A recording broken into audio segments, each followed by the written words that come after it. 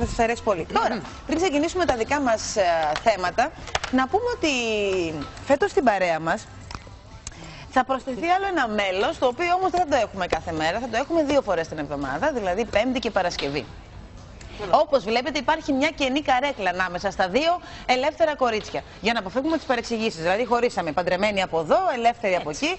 Έτσι. Εσύ είσαι παντρεμένος, αλλά εσύ επειδή είσαι με ένα βαλιτσάκι έτσι ταξιδευτής, δεν το υπολογίζεις. Δεν πιάνεσαι. Ναι. Χαίρομαι πολύ που δεν πιάνομαι ως παντρεμένος.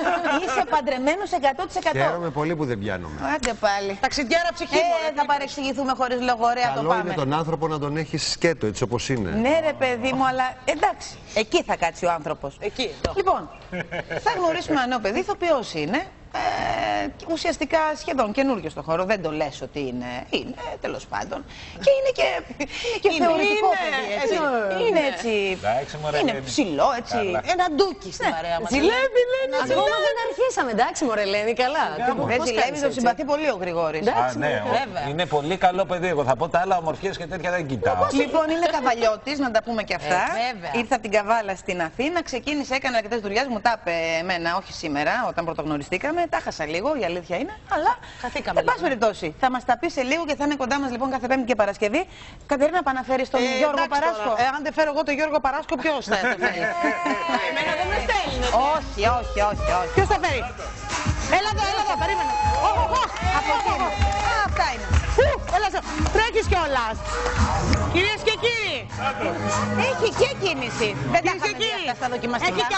Έχει και αυτά. Είναι ο Γιώργος ο Παράσκος και τα έχει όλα. Έλα γόρι μου.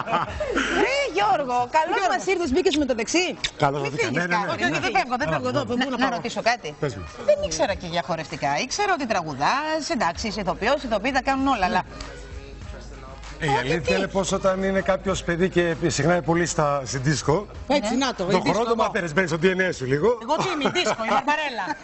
Ήρθα να συχνάσει πάνω μου στην Μπαρμπαρέλα. Λοιπόν, μ' αρέσει που σε βλέπω για χαλαρό, δεν έχεις και τράκ. Εμείς, ας πούμε, Δευτέρα που βγήκαμε, είχαμε τρέμαν τα πόδια μας. Κι ας είμαστε εδώ συνέχεια. Εσύ πολύ αν. Μπράβο, ρε Γιώργο. Γιώργο, το Παράσκος είναι το κανονικό σου όνομα, το έχεις αλλάξει. Το κανονικό. Παράσκος στην Καβάλα. Ναι. Υπάρχουν και άλλοι Παράσκοι. Ναι. 3 οικογένειες ακόμα. Στην Καβάλα. Και στα Τρίκαλα από εδώ και πέρα.